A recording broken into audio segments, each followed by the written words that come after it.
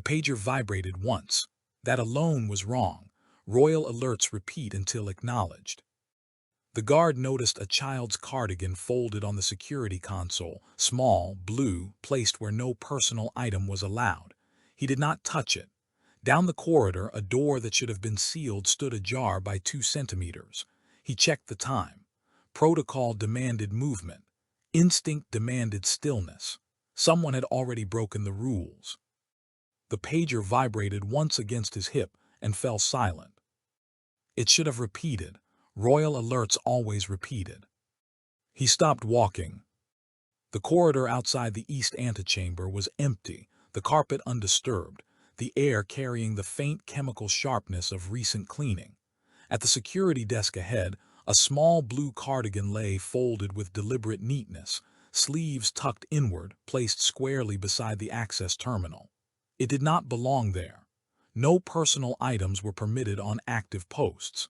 Ever. He did not touch it.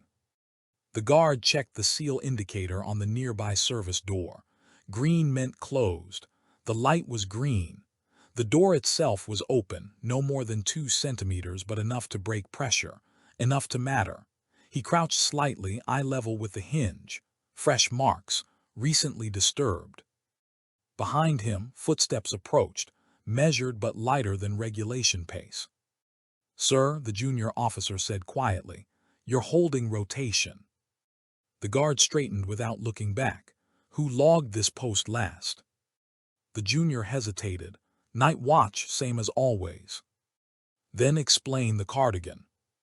A pause, probably the child S. Staff get careless.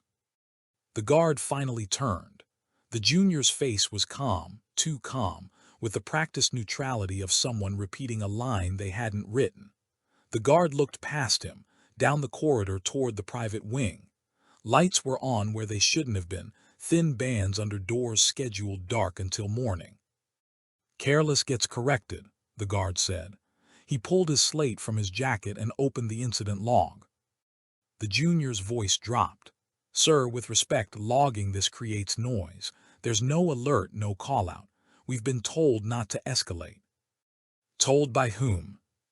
Another pause, longer this time. "Above my pay grade." The guard entered the first note anyway. Time, location, object observed, door seal discrepancy. He added a still image from the desk camera framing the cardigan without touching it. The system asked for justification. He selected protocol irregularity, not threat, not yet. Movement registered at the far end of the corridor. The child emerged flanked by an aide the guard did not recognize. The aide's badge was clipped backward, name obscured. The child walked with her hands tucked into the sleeves of an oversized sweater, too large, not her usual tailoring. Her gaze stayed on the floor. No skipping, no questions, no glance toward the guard, though she knew him. She always did.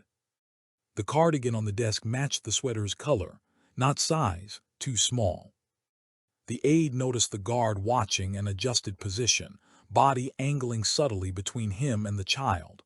Protective, but not standard. Defensive. The guard keyed his mic. "Movement in East Corridor unlogged. Identify escort." The response came back too quickly. "Authorized, stand down." The voice was senior, controlled, female. He watched the child pass. As she did, she hesitated, not stopping, just enough to alter her pace. Her fingers tightened at the cuffs. A faint red line marked her wrist, already fading. The aide steered her onward. The guard felt the pressure settle then, not dramatic, not sudden. A tightening, like a room sealed too fast. He finished the log entry and closed it, marking it pending review. That was a decision. A small one, enough to be noticed. The junior officer exhaled. "Sir, they won't like that." The guard looked again at the unsealed door, the folded cardigan, the corridor now empty. "I don't need them to like it." His pager vibrated a second time.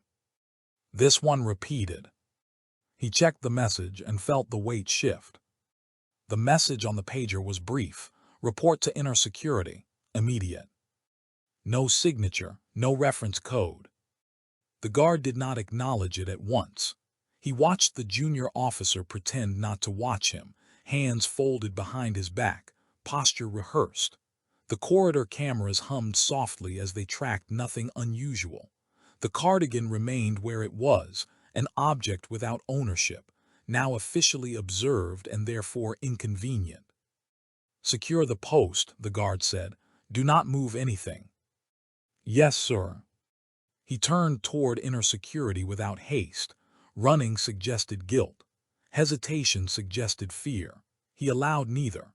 As he walked, the palace shifted around him, quiet doors closing, routes subtly altered, staff moving with the careful efficiency that followed unspoken instruction. Someone had already decided this mattered. Inner security occupied a windowless suite beneath the ceremonial level. The air was cooler there, deliberately so. He was waved inside by an officer he recognized, but did not know well.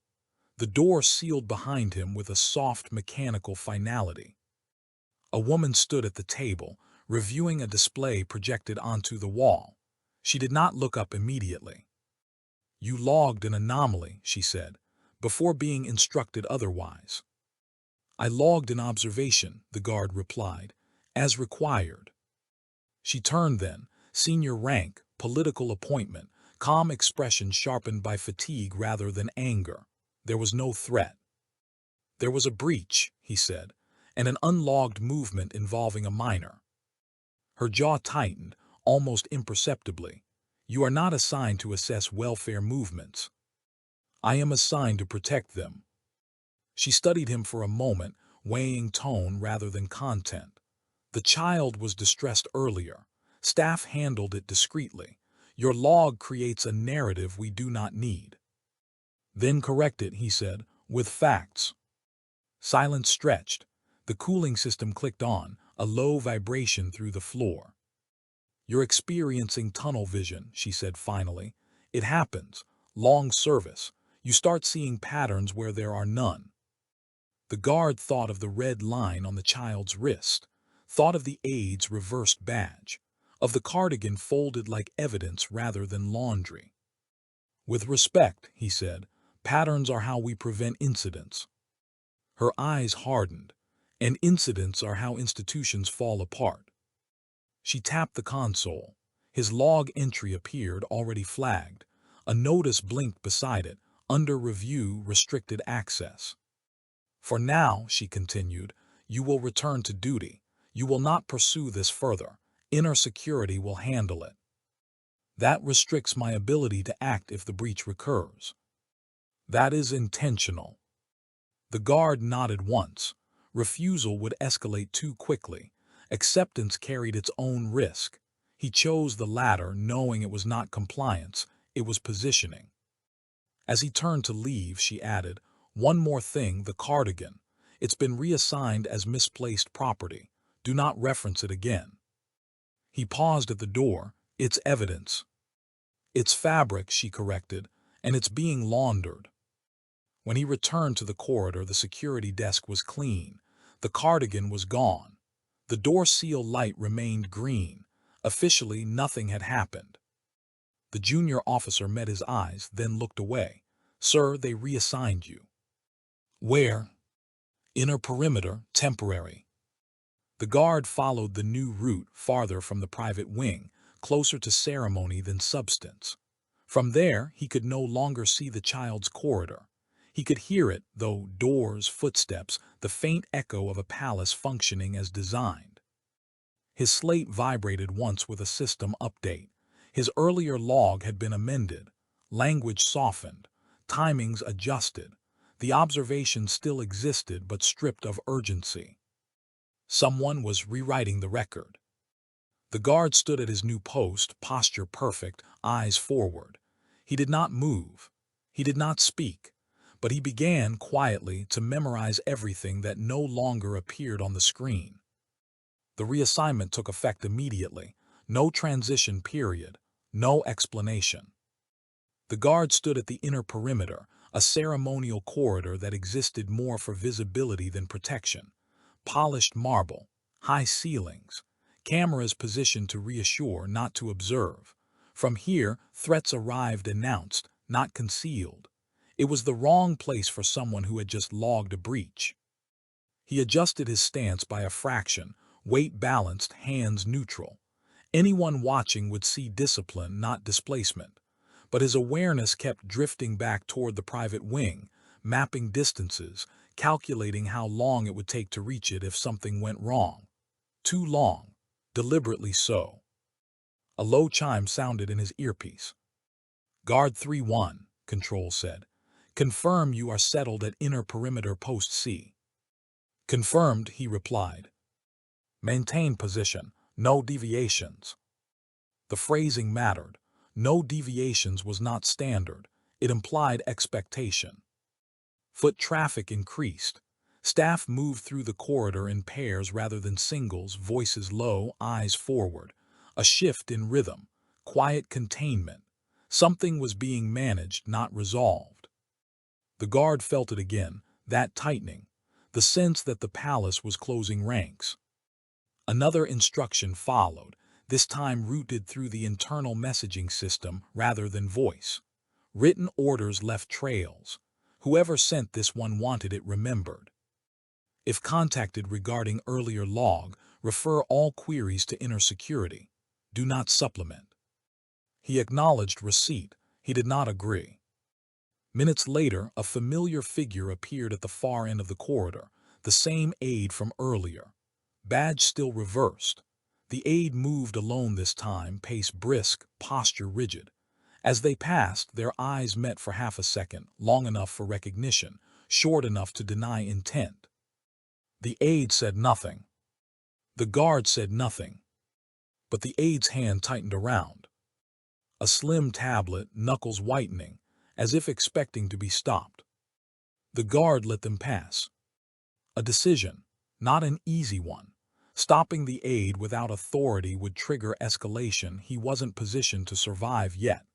Letting them go preserved his placement and his access to systems. Control broke in again. "Guard 3-1, you are to escort a routine transfer in 10 minutes. Service route." "Which transfer?" he asked. A pause barely perceptible. "Assets." "Not persons, not staff, assets." He felt the risk sharpen then. Language stripping humanity. That was always the second stage. "Destination?" he asked. "Sublevel offices." The child's wing did not connect to sublevels without passing monitored junctions, unless those junctions were bypassed. "Confirm identities," the guard said. "Unnecessary," Control replied. "You are there to observe, not interfere." The guard looked down the corridor toward the junction cameras. One of them blinked off for a second, then returned. A diagnostic flicker, or a test. He keyed a silent request on his slate, accessing archival routing, pulling older movement logs from before his restriction took effect. The system lagged, then complied. Someone had forgotten to close that door. What he saw was not definitive, just enough to be wrong. A service route activated twice in 1 hour. No corresponding welfare entry, no signatures. 10 minutes elapsed. Footsteps approached, measured, coordinated. The sound of authority moving in formation. The guard straightened, every line of his body compliant. Inside, calculations accelerated. Escorting meant proximity. Proximity meant observation. Observation meant record. Unless he was being used as legitimacy. The group emerged from the service corridor. 2 officers he recognized, and between them, a small figure in an oversized sweater. The child did not look up. Control's voice returned, softer now. "Proceed." The guard stepped forward and felt the boundary press back. The guard fell into step beside the formation, half a pace behind the lead officer. Escort protocol placed him there, close enough to intervene, far enough to observe without prompting conversation. The child walked between the 2 officers, her steps shorter, rhythm slightly uneven. She carried nothing, not even the cardigan. The service corridor narrowed as they moved. Lighting dropped from ceremonial brightness to functional white. Cameras were present but angled inward, designed to capture compliance rather than context. The guard registered which ones were active by the faint hum beneath the ceiling panels. One officer glanced at him. "Routine," he said, unprompted. The guard acknowledged with a nod. He did not ask questions. Questions were a form of resistance. At the first junction, the lead officer turned left, off route. The guard felt it immediately. His internal map rejected the movement before his conscious mind caught up. "This isn't listed," he said quietly. The officer did not slow. "Updated orders." "Not on my slate." "They wouldn't be," the officer replied. That was the moment. Not dramatic, not loud, just a clean violation of shared reality. The child's hand brushed the guard's sleeve as they turned. Accidental, perhaps, or instinctive. Her fingers were cold. He adjusted his pace, placing himself marginally closer. "Confirm destination," he said again, this time into his mic. Control responded after a delay long enough to be noticed. "Proceed as instructed." No confirmation, no clarification. The corridor ahead dipped slightly, a service ramp used rarely and only under maintenance flags. The guard's slate remained silent, no maintenance listed, no clearance issued. He slowed by a fraction, enough to test the formation. "Keep pace," the rear officer said. The guard complied, for now. Halfway down the ramp the child stumbled, not enough to fall, just enough to break cadence. One officer tightened his grip, too fast, too firm. The child flinched but did not cry out. That restraint, the absence of sound, cut sharper than any protest. The guard reached out, steadying her elbow. A corrective gesture, professional, acceptable. "Careful," he said, to the officer, not the child. The officer released slightly, not apologetic, just recalibrated.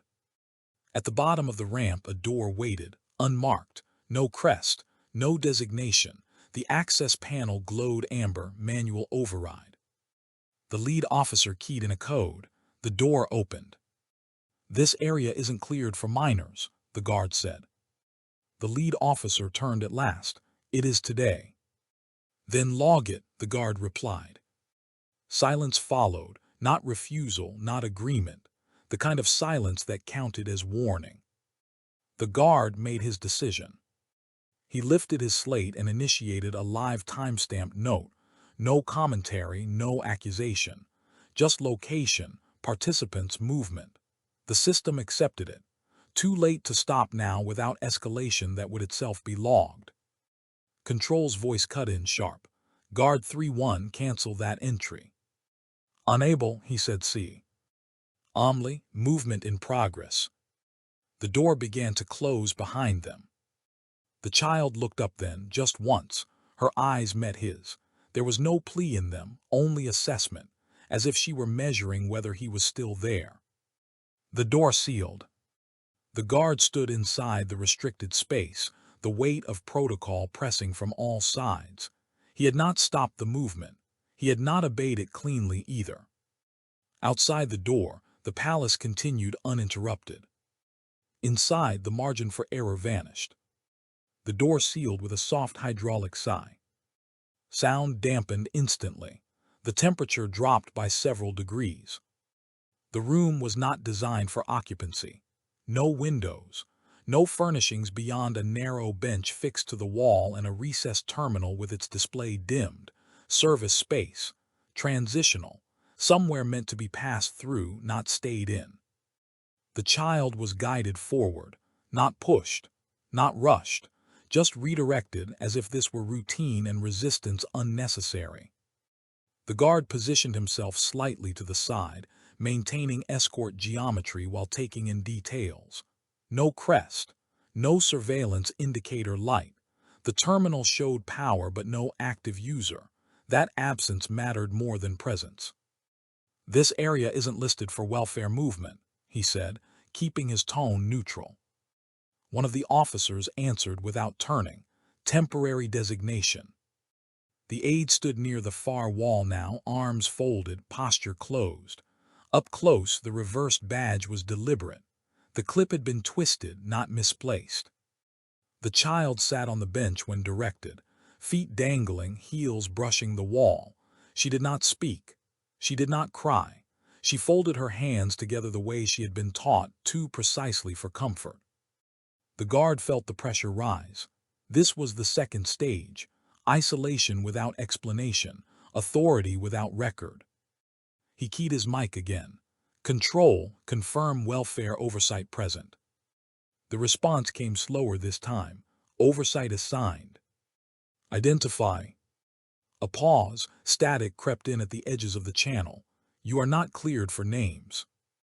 The guard acknowledged, though nothing in protocol required it. He shifted his stance, placing himself between the child and the door, not blocking it, just existing in the line of exit. A quiet boundary. The lead officer noticed. You can wait outside. I'm assigned to escort, the guard replied. Escort remains until transfer is complete. This is complete. No receiving signature, the guard said. No log. The aide finally spoke. Her voice was controlled, careful. You're making this more difficult than it needs to be. That's not my objective, the guard said. The child's fingers tightened. The faint red line on her wrist was clearer here, no longer fading, not fresh, not accidental. The guard did not comment. He recorded it mentally. Observation without accusation. The terminal chimed once. The display lit, showing a clearance request pending. No origin listed. No supervisor ID. This isn't standard, the guard said. The lead officer stepped closer. Not threatening, just near enough to remind him of numbers. You've done your part, step out. The guard considered the room, considered the child's silence, considered the amended logs, the reassignment, the language used so far, assets, temporary, unnecessary. Protocol gave him an option, not a good one, a narrow one. He stepped back half a pace. Not toward the door. The aide's eyes narrowed. That's far enough. The guard turned his head slightly, enough for his mic to catch his voice clearly. I am maintaining line of sight until welfare confirmation is complete. Control cut in immediately. Guard 3-1, that is not required. Then document the deviation, he said, and release me in writing. Silence again, this one heavier. The child looked up at him just briefly, not hopeful, just aware. The terminal beeped a second time. Clearance denied. The lead officer's jaw tightened. We don't have time for this. The guard felt the moment harden. The quiet kind of confrontation that never made headlines but decided outcomes. Someone would have to move next. And whoever did would leave a mark, on the record or on the child. No one moved for 3 seconds. In that pause, the guard felt the weight of the choice settle fully. There would be no correction later that erased this moment. The lead officer broke first. He reached past the guard toward the terminal, fingers moving quickly, entering an override sequence that required physical presence. The system accepted the input with a dull tone, then requested secondary authorization. The aide stepped forward. Don't, the guard said, not loud, not sharp, just enough to interrupt.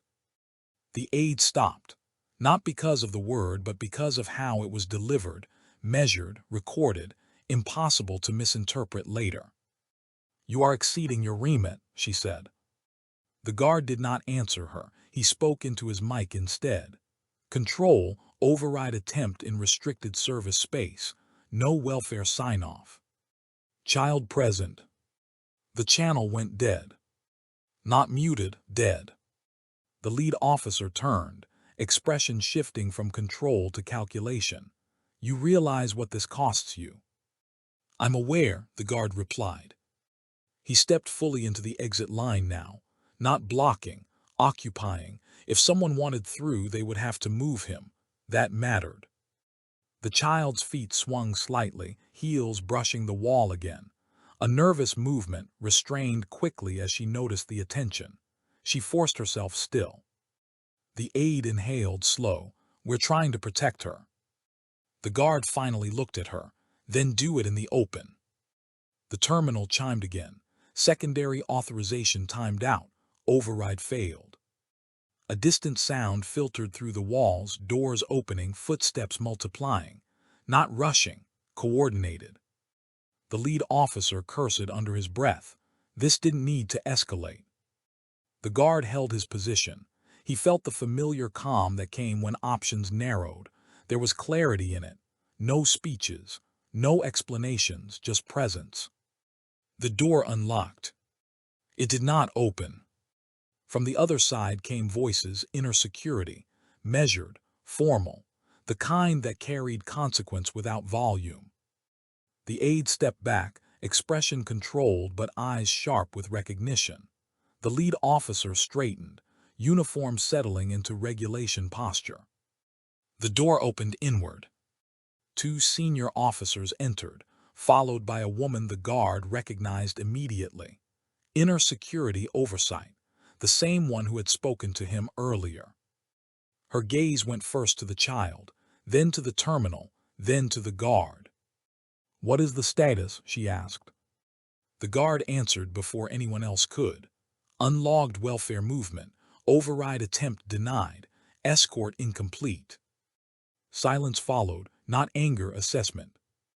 The oversight officer knelt slightly, bringing herself closer to the child's level without touching. "Are you hurt?" The child shook her head once, then after a moment hesitated and shook it again, smaller this time. That hesitation was enough. The oversight officer stood. "This transfer is suspended." The aide opened her mouth, then closed it. The lead officer's shoulders dropped by a fraction. The guard felt the shift then, not relief but reorientation. Power moving sideways, not disappearing. "Escort her back," the oversight officer said. "Full log, immediate." As they exited, the guard walked beside the child again. She did not look at him this time, but her pace matched his. Behind them, the door sealed once more. This time it logged. And somewhere higher in the palace, someone would already be deciding what to do with the guard who had refused to step aside. The order did not come immediately. That was how the guard knew it was deliberate. He resumed duty at the inner perimeter as instructed, posture exact, movements economical. The child had been returned to her wing under expanded escort, welfare officers present, logs reopened and formalized. On paper, the incident now existed. That alone changed the balance. But paper also attracted weight. An hour passed, then another. The palace settled into its evening rhythm, staff rotations, ceremonial corridors dimming, the distant echo of footfalls on marble. Normalcy resumed too quickly. That more than raised voices or closed doors signaled response. The guard's slate vibrated. "Stand by for reassignment." No location, no reason. He acknowledged. Minutes later, inner security officers approached from opposite ends of the corridor. Not fast, not confrontational.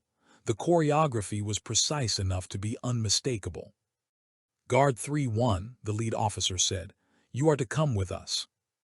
The guard did not ask why. He handed over his weapon as required, secured his slate, and followed without resistance. Compliance here was not surrender. It was documentation. They escorted him through routes he had never taken despite years of service. Back passages designed to avoid witnesses, not to conceal misconduct, but to manage perception. He noted every turn, every access panel, every camera placement that failed to activate as they passed. The holding room was small, clean, no restraints, administrative, not punitive. "You are being detained pending review," the officer said. "Temporary." "On whose authority?" the guard asked. The officer hesitated. "Senior." That was not an answer, it was a shield. The door closed. The guard stood alone, hands clasped behind his back, breathing steady. The room hummed faintly, climate controlled to remove discomfort without offering comfort. This was containment without accusation. a pause engineered to force recalibration. His slate remained with him, unusual, either an oversight or a signal. It vibrated. An automated notice populated the screen. Arrest authorization issued. Subject Guard 3-1. Reason procedural interference. No signature visible, no review timestamp. The word arrest was doing work there. It reframed defiance as disruption, protection as interference. He opened the attack. Summary. His earlier log entries were quoted selectively, stripped of sequence, presented as pattern rather than response. The child was referenced only indirectly. Minor present, no name, no condition. Someone had learned from the last correction. This time, they were shaping the narrative before oversight could arrive. Footsteps stopped outside the door. It opened. Inner security oversight stood there, expression unreadable. Behind her, another figure remained just out of sight, civilian attire, no rank visible. "You've been placed under arrest," she said, formally. The guard inclined his head. "I understand."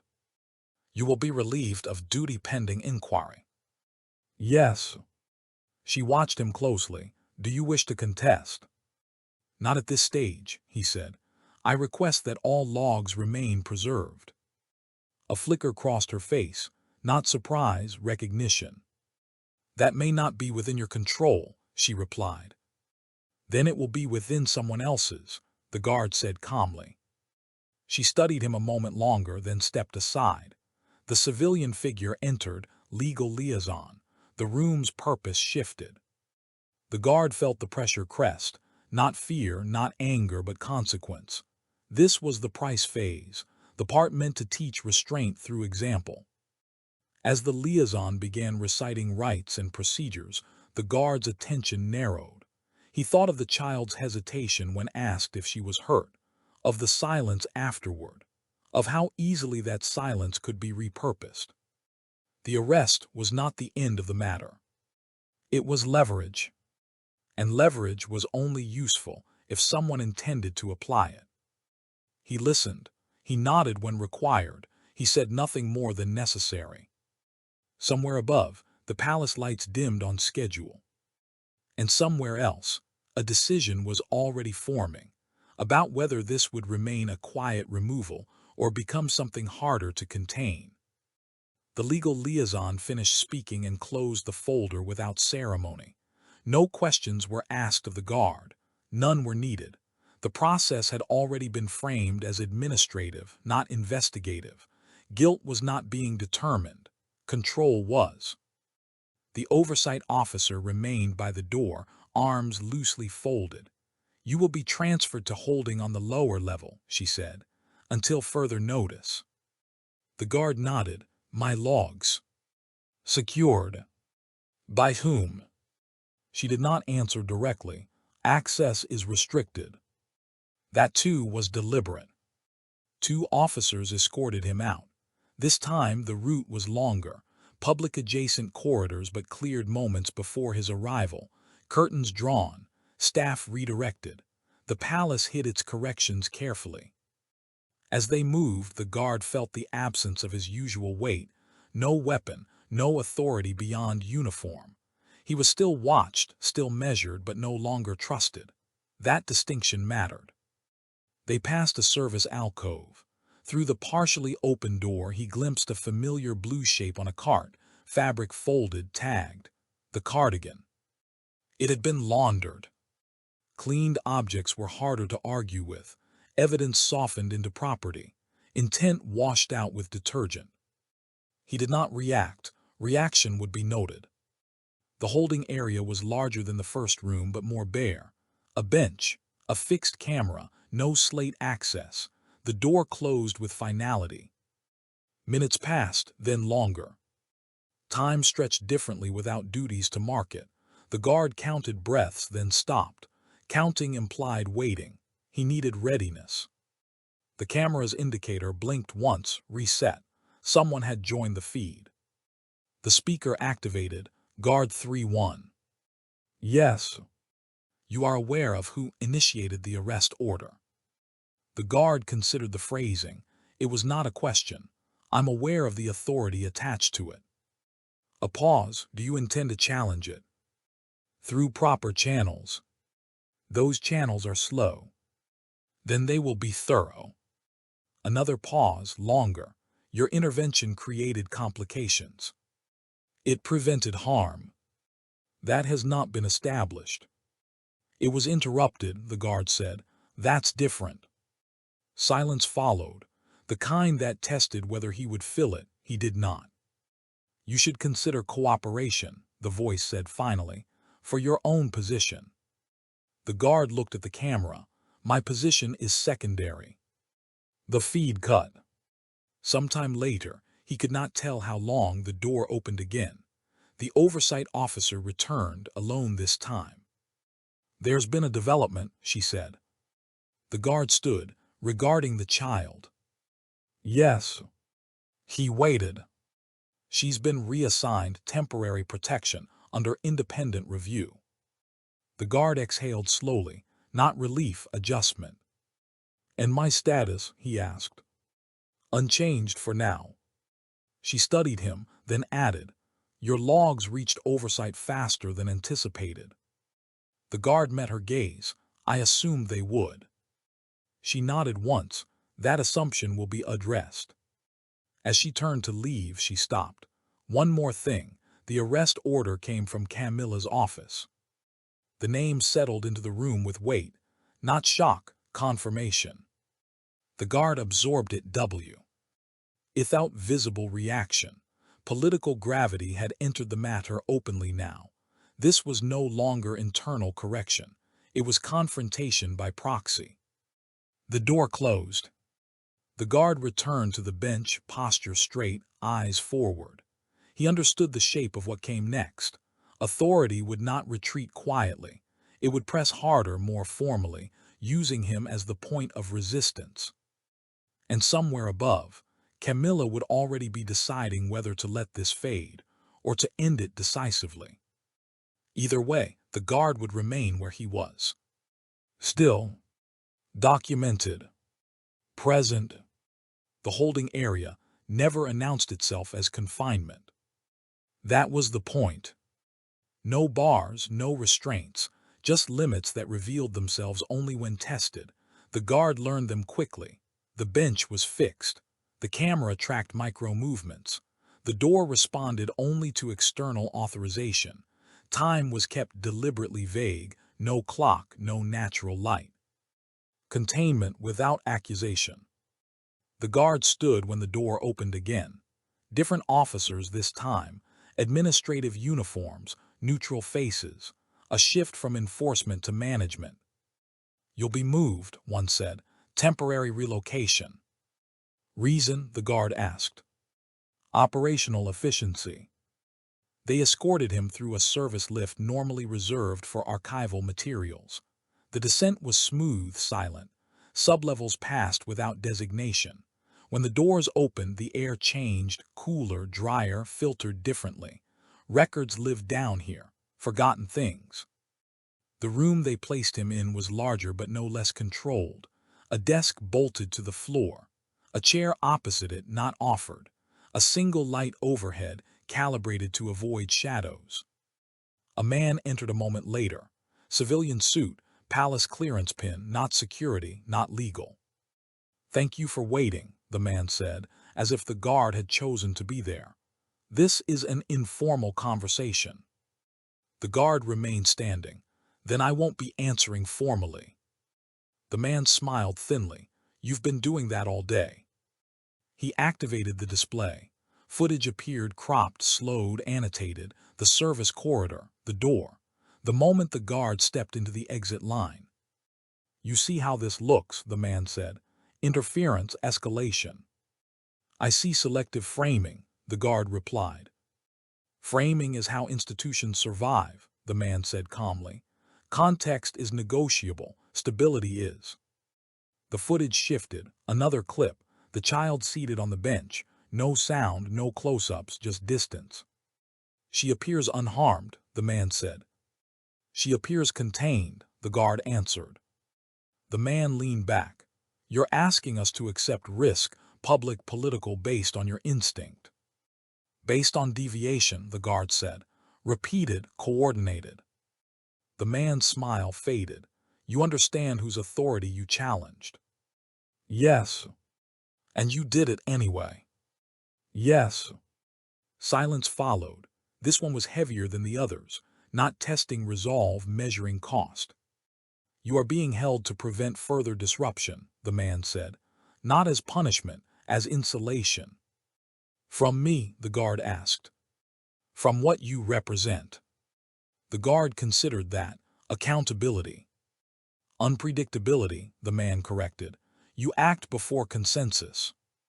That's the job. That's the problem.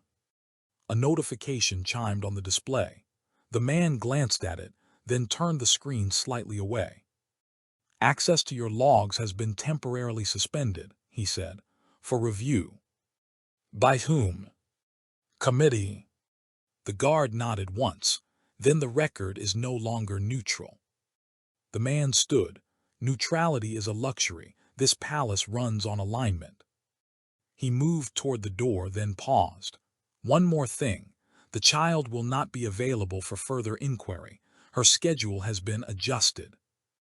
The words landed cleanly. Relocation disguised as routine.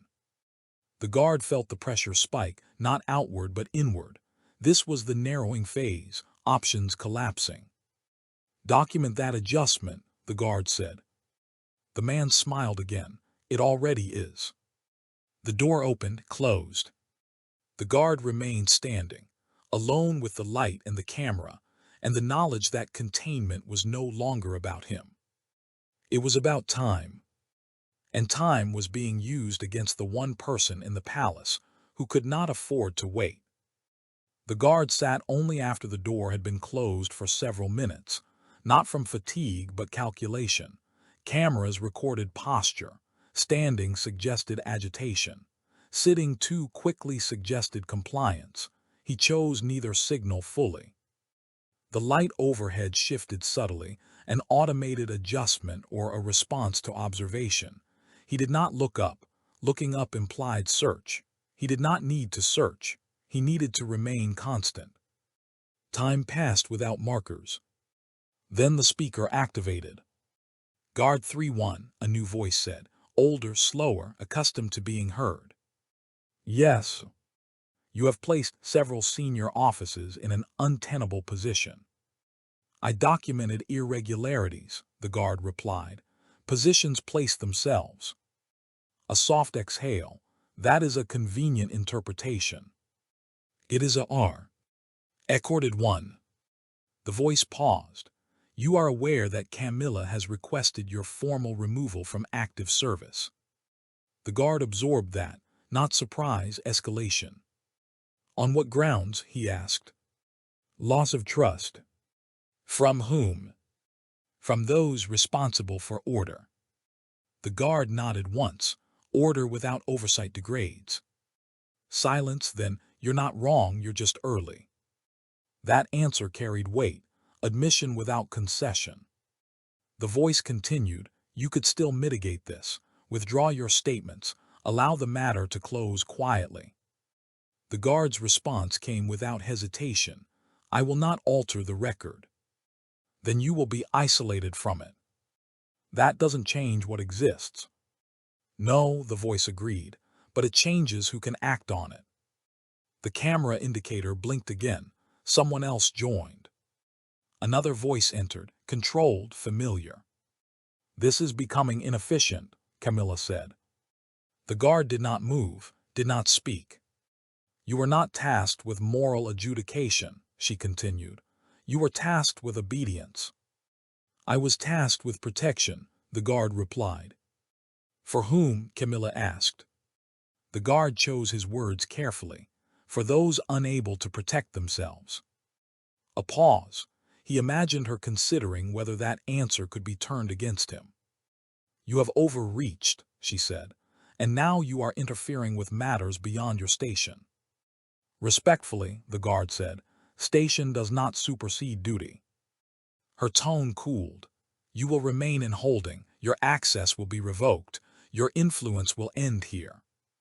The guard considered the unseen room beyond the camera, the committees, the schedules being adjusted, the child being moved under procedural language that erased urgency. Then the record will speak without me, he said. Camilla laughed softly, not amused, calculating. Records require readers. The feed cut. The guard remained seated, hands folded, breathing steady. The pressure did not ease. It settled into something denser. Minutes later, the door opened again. Inner security oversight entered, face tight. You forced a confrontation, she said quietly. The guard stood. I didn't seek one. I know, she replied, but it's here. She leaned in slightly, lowering her voice. Your logs triggered an external flag. Independent auditors are requesting access. The guard felt the shift immediately. Not victory, momentum. They won't be able to suppress that, she continued. Not entirely. And the child, he asked. She's still under palace control, the oversight officer said, but not solely. That was enough. Not resolution, not safety, but fracture. The oversight officer straightened. Prepare yourself. They will come for you next formally.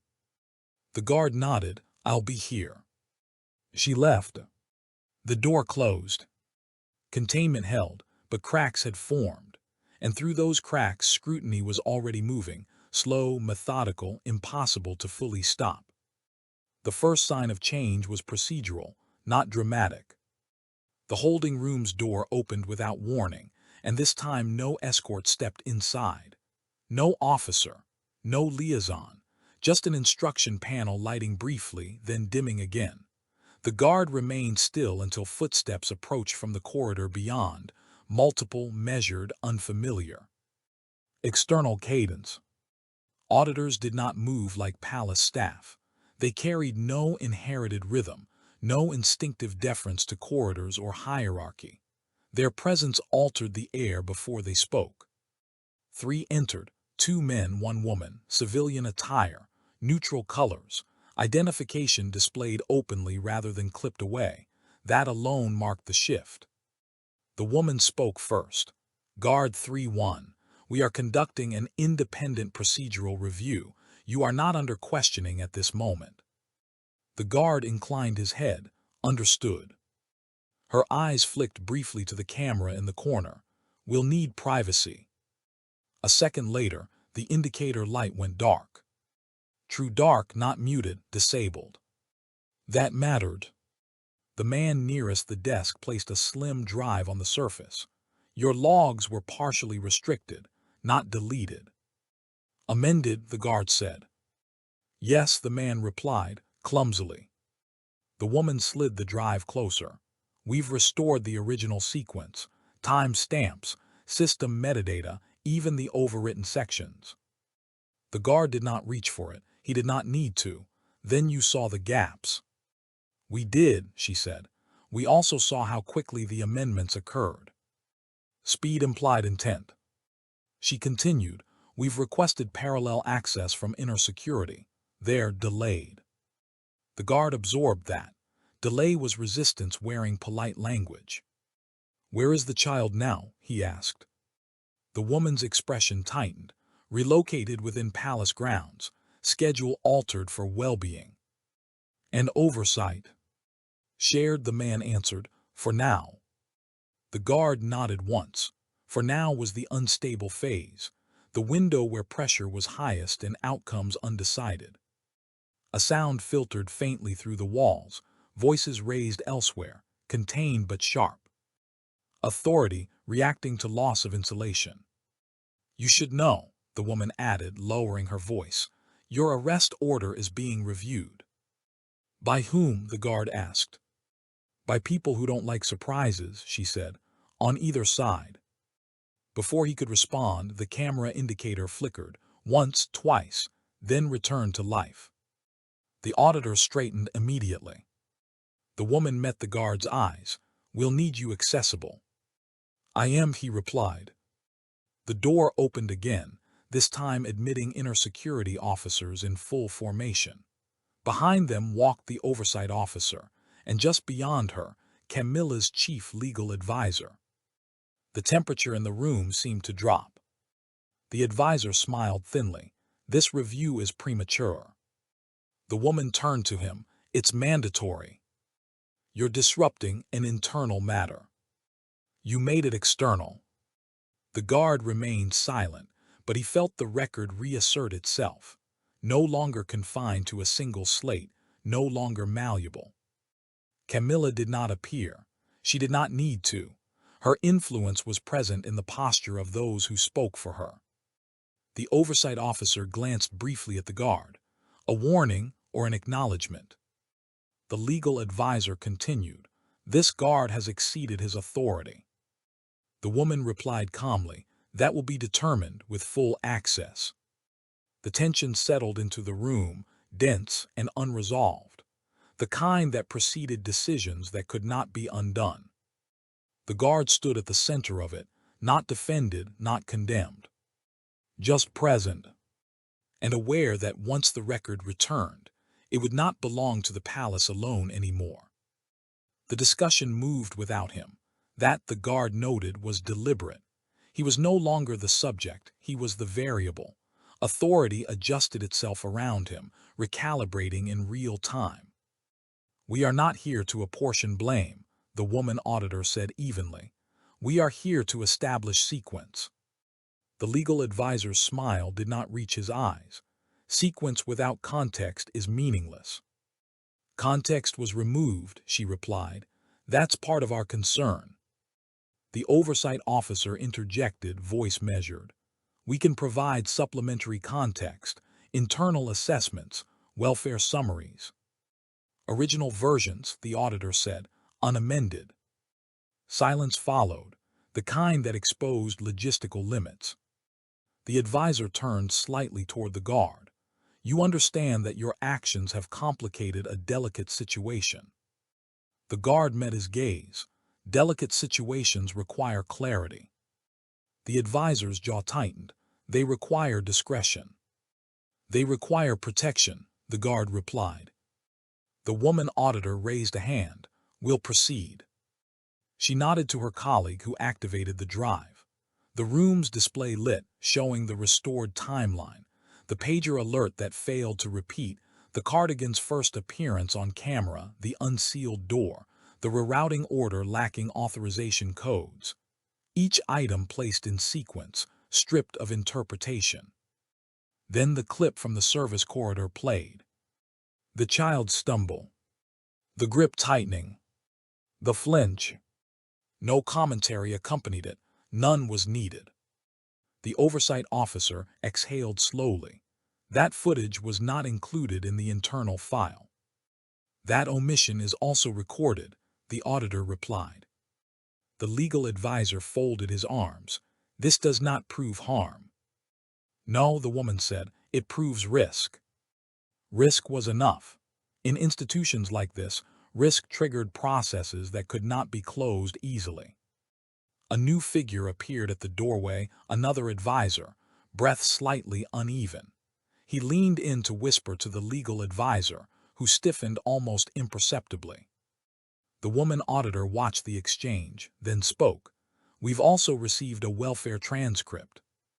She turned the display again. Text appeared, not a statement, a check-in summary, sparse, professional. Subject hesitated before answering. Nonverbal indicators incongruent with verbal response. The guard recognized the phrasing. It was his. The legal advisor cleared his throat. This is becoming unnecessary. It became necessary when records were altered, the woman said. The oversight officer shifted her weight. What are you recommending? Immediate suspension of discretionary authority over the child, the auditor replied. Shared oversight until review completion. And the guard, the advisor asked. The woman paused, looked at the guard directly. Reinstatement pending outcome, no contact with the child. The guard inclined his head. That condition made sense. Protection without proximity. The advisor opened his mouth to object. The woman continued, and preservation of all materials, no further amendments. The camera indicator flickered again, brighter this time. A voice came through the speaker, calm, familiar. "Proceed," Camilla said. The room stilled. Her voice carried authority without presence. Shared oversight will be granted, temporarily. The legal advisor turned sharply. "Ma'am." "Enough," Camilla said. "This will not become spectacle." The auditors exchanged brief looks.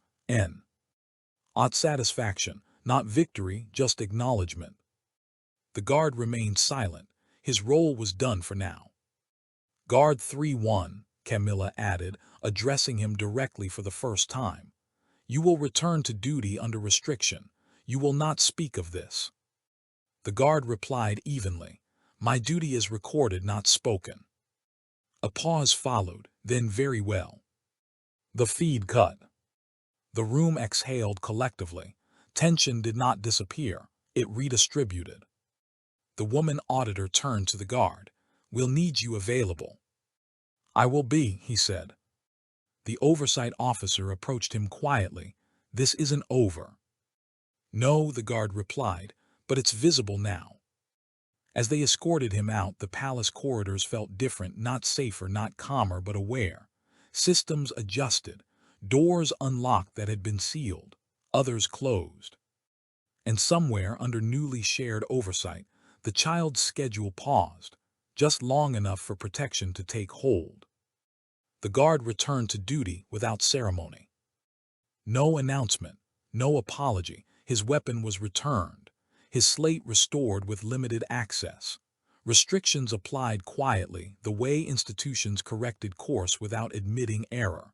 He was reassigned to a corridor adjacent to the private wing, not inside it, not removed from it, close enough to matter, far enough to control. That placement was intentional. The palace moved differently now, not slower, more careful. Doors closed with purpose. Conversations ended when he approached. Authority was no longer seamless, it hesitated. He felt the confrontation before he saw it. Voices carried down the corridor ahead, measured, restrained, but strained at the edges. The sound of power being challenged without raising volume. The guard stopped at his post, eyes forward, senses tracking. Camilla emerged from the private audience chamber moments later. She was composed, perfectly so, expression neutral, posture immaculate, but her pace was faster than customary, steps clipped just enough to signal impatience rather than urgency. Behind her followed the oversight officer and two advisors, one of whom the guard recognized from inner security. No auditors in sight. This was not review. This was response. Camilla stopped when she reached the guard's position. "Remain," she said to her staff. They did. She turned to face him. For the first time since the incident, there was no intermediary, no screen, no speaker. "You have caused disruption," she said calmly. The guard met her gaze, posture formal. "I documented deviation." "You forced escalation," she replied. "Matters that could have been resolved internally are now exposed." "Risk required exposure," the guard said. Her eyes narrowed slightly. "You presume much for someone in your position." "I presume responsibility," he replied, "because the child could not." Silence followed. The corridor seemed to contract around it. Camilla studied him, not with anger but calculation. "You understand the implications of your actions." "Yes." "You understand that authority must operate with discretion." "Yes." "And yet you chose defiance." The guard did not correct her language. "I chose record." She took a step closer, not into his space, just near enough to test boundary. "You have shifted power without mandate," she said. "That is dangerous." "So is silence," the guard replied. A muscle in her jaw tightened, brief, controlled. "The child is under protection," Camilla said. "There was no harm." "There was risk," the guard said, "and concealment." You do not decide intent. No, he agreed, but I decide response. The oversight officer shifted behind Camilla, uneasy. This exchange was not meant for witnesses, yet it was happening in open corridor, recorded by cameras that were now very much active. Camilla exhaled slowly. This ends here. The guard remained still. It will continue elsewhere. Her eyes flicked toward the cameras, then back to him. She understood the implication immediately. The record no longer belonged to her alone. You will return to duty, she said. You will follow protocol. I always have, the guard replied. She held his gaze for a long moment, then quietly, be careful. It was not a warning, it was acknowledgement. Camilla turned and walked away, her staff falling in behind her. The corridor resumed its rhythm, but something fundamental had shifted. Authority had been confronted, not loudly, not publicly, but irrevocably. The guard resumed his stance. Down the corridor, a door opened briefly. The child's aide, different now, badge visible, passed through, escorting the child under expanded detail. The child did not look at the guard, but her pace was steadier. The guard watched until the door closed again. The confrontation had ended. The consequences had not. The corridor returned to regulation quiet, but it did not recover its innocence. The guard felt it in the way staff moved, more deliberate, less assured. Power had been named aloud here. That changed how it behaved. His slate chimed once. Not an alert, a system notice. Restriction updated. Active duty, observation priority. He read it without expression. Observation priority meant proximity without intervention, unless thresholds were crossed. It was how institutions signaled trust tempered by caution. The oversight officer approached after Camilla disappeared around the bend. She did not speak immediately. She stood beside him, both of them facing forward as if nothing had occurred. You handled that correctly, she said finally. It wasn't about handling, the guard replied. It was about stopping. Yes, she said, and about being seen stopping. She paused, then added, the auditors have formalized their recommendation. Shared oversight remains, permanent if no further irregularities occur. And if they do, the guard asked, then the record will already exist. That was the difference now. The palace could still act, but not invisibly. A door opened farther down the corridor. 2 welfare officers exited first, followed by the child. Her sweater fit properly this time. No oversized sleeves, no concealed wrists. She walked between them, posture upright, steps even. She did not look at the guard. That too mattered. Safety did not require gratitude, only distance from harm. As they passed, the guard noted the details that told the real story.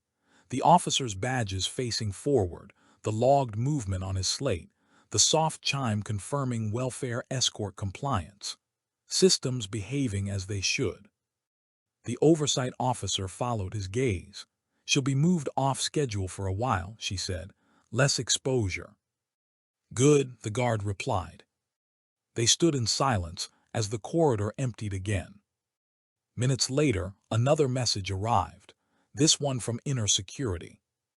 Arrest authorization rescinded. Status, administrative review closed. Note, further action deferred. Deferred was not absolution. It was containment redirected away from him.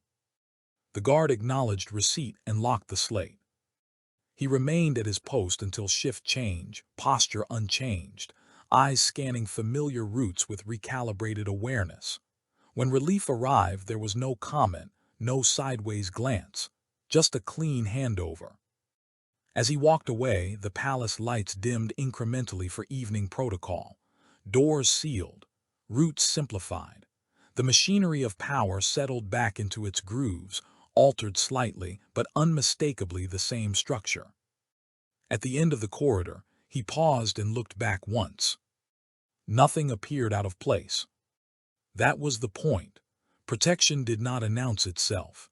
It corrected quietly, leaving no mark except the absence of harm. The guard continued on, returning to duty not as a hero, not as a rebel, but as a constant, a fixed point against which deviations could be measured. Somewhere above, authority recalculated its limits. Somewhere below, the record remained intact. And for now, that was enough.